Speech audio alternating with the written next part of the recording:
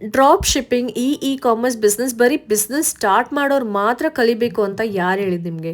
Caption ಇರೋ WhatsApp ನಂಬರ್ಗೆ direct ಆಗಿ ಮೆಸೇಜ್ ಮಾಡಿ ನೀವು ಈ ಸ್ಕಿಲ್ನ ಕಲ್ತು ನೀವು ಕ್ಲೈಂಟ್ಗೆ ಶಾಪಿಫೈ ಸ್ಟೋರ್ನ ಬಿಲ್ಡ್ ಮಾಡ್ಬೋದು, ಅವ್ರಿಗೆ ಪ್ರಾಡಕ್ಟ್ಸ್ನ ನೀವು ಅಪ್ಲೋಡ್ ಮಾಡ್ಬೋದು, ಇಲ್ಲ ಸ್ಟೋರ್ ಪೇಜಸ್ನ ಡಿಸೈನ್ ಮಾಡ್ಬೋದು, ಇಲ್ಲ ಆರ್ಡರ್ಸ್ನ ಮ್ಯಾನೇಜ್ ಮಾಡ್ತೀರಾ, ಇಲ್ಲ ಕಂಪ್ಲೀಟ್ ಕನ್ವರ್ಷನ್ಸ್ನ ಆಪ್ಟಿಮೈಸ್ ಮಾಡ್ತೀರಾ, ಅಂದ್ರೆ ಆಡ್ಸ್ನ ರನ್ ಮಾಡ್ತೀರಾ. ಡೈರೆಕ್ಟ್ ಆಗಿ ಎಲ್ಲರೂ ಆನ್ಲೈನ್ ಬಿಸ್ನೆಸ್ ಸ್ಟಾರ್ಟ್ ಮಾಡೋಕ್ಕೆ ಡೆಫಿನೆಟ್ಲಿ ಭಯ ಪಟ್ಟೇ ಪಡ್ತಾರೆ.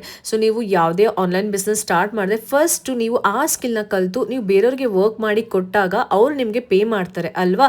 ಸೊ ಅವಾಗ ನಿಮಗೆ ಕಾನ್ಫಿಡೆನ್ಸ್ ಬಿಲ್ಡ್ ಆಗುತ್ತೆ. ನೀವು ಏದರ್ ಫ್ರೀಲಾನ್ಸಿಂಗ್ಗೆ ಚೂಸ್ ಮಾಡ್ಬೋದು, ವಿಚ್ ಮೀನ್ಸ್ ನೀವು ಪ್ರಾಜೆಕ್ಟಲ್ಲಿ ವರ್ಕ್ ಮಾಡ್ತೀರಾ, ಸಂಪಾದನೆ ಮಾಡ್ತೀರಾ.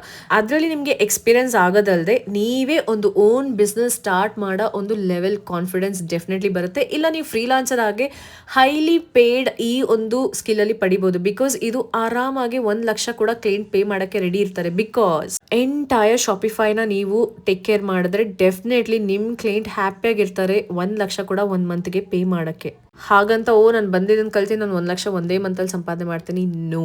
ಆ ಥರ ಅಸಂಪ್ಷನಲ್ಲಿ ಬರಬೇಡಿ. ಇದು ಯಾವುದೇ ಒಂದು ದಿನದಲ್ಲಿ ಕುತ್ಕೊಂಡು ಸಂಪಾದನೆ ಮಾಡಿ 1,00,000 ನೋಡೋದು ಕನಸಂತೂ ಅಲ್ಲ.